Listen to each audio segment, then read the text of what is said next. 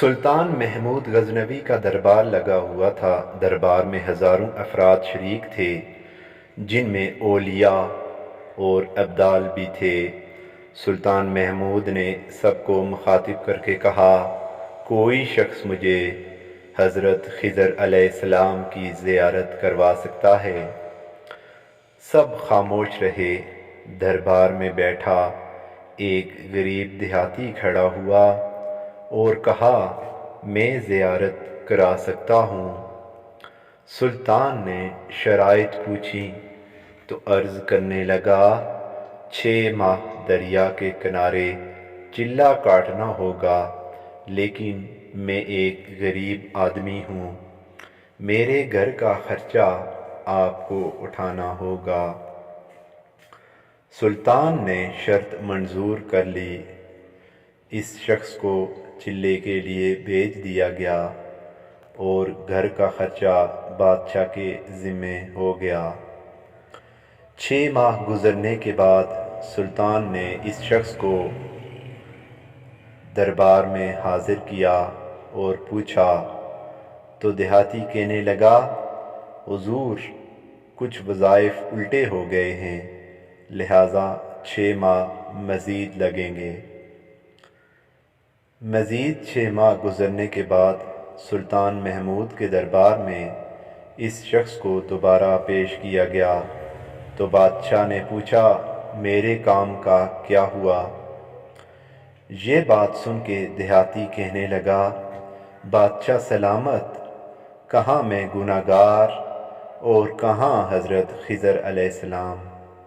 میں نے آپ سے جھوٹ بولا، میرے گھر کا خرچہ پورا نہیں ہو رہا تھا، بچے بھوک سے مر رہے تھے، اس لیے ایسا کرنے پر مجبور ہوا۔ سلطان محمود غزنوی نے اپنے ایک وزیر کو کھڑا کیا اور پوچھا، اس شخص کی سزا کیا ہے؟ وزیر نے کہا، اس شخص نے بادشاہ کے ساتھ جھوٹ بولا ہے، لہٰذا اس کا گلا کاٹ دیا جائے۔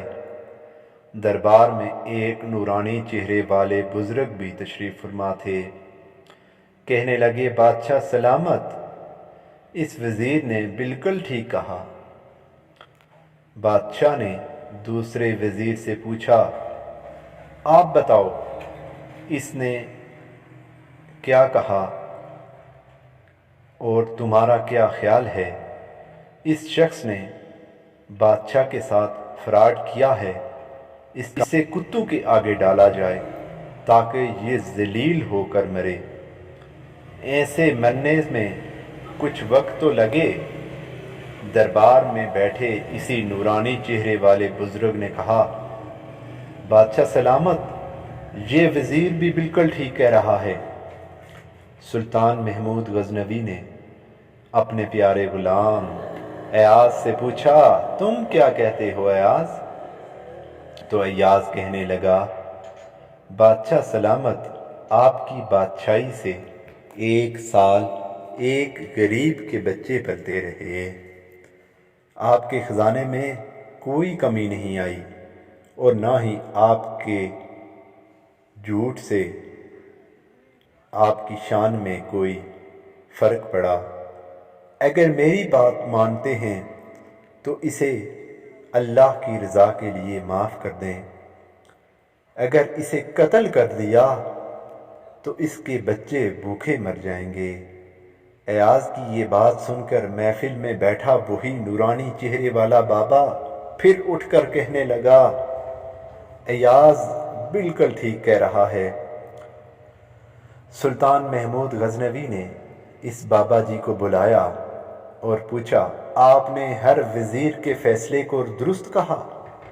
اس کی وجہ مجھے سمجھائی جائے۔ بابا جی کہنے لگے، بادشاہ سلامت، پہلے نمبر پر جس وزیر نے کہا اس کا گلا کاٹا جائے وہ قوم کا کسائی ہے اور کسائی کا کام ہی گلے کاٹنا ہے۔ اس نے اپنا خاندانی رنگ دکھایا، غلطی اس کی نہیں، آپ کی ہے۔ آپ نے ایک کسائی کو وزیر بنایا ہوا ہے۔ دوسرا جس نے کہا اسے کتوں کے آگے ڈالا جائے، اس وزیر کا والد بادشاہوں کے کتے نہلایا کرتا تھا، کتوں سے شکار کھیلتا تھا، اس کا کام ہی کتوں کا شکار ہے، تو اس نے اپنے خاندان کا تعارف کروایا۔ آپ کی غلطی یہ ہے کہ ایسے شخص کو وزارت دی ہے، جہاں ایسے لوگ وزیر ہوں گے وہاں لوگوں نے بھوکے مرنا ہی ہے۔ اور تیسرا ایاز، اس نے جو فیصلہ کیا، سلطان محمود سنو، ایاز سید زادہ ہے۔ سید زادے کی شان یہ ہے کہ سید اپنا سارا خاندان کربلا میں ذبح کرا دیتا ہے مگر بدلہ لینے کا کبھی نہیں سوچتا۔ سلطان محمود اپنی کرسی پر کھڑا ہو جاتا ہے اور ایاز کو مخاطب کر کے کہتا ہے، ایاز تم نے آج تک مجھے کیوں نہیں بتایا کہ تم سید زاد ہو؟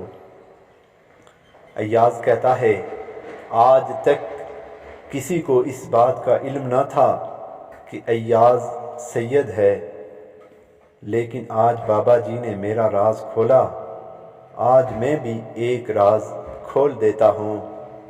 اے بادشاہ سلامت، یہ جو بابا، یہ کوئی عام ہستی نہیں ہے، یہی خضر علیہ السلام ہیں۔ اگر آپ کو یہ واقعہ پسند آئے تو ہمارے چینل کو لائک، سبسکرائب، شیئر ضرور کر دیں۔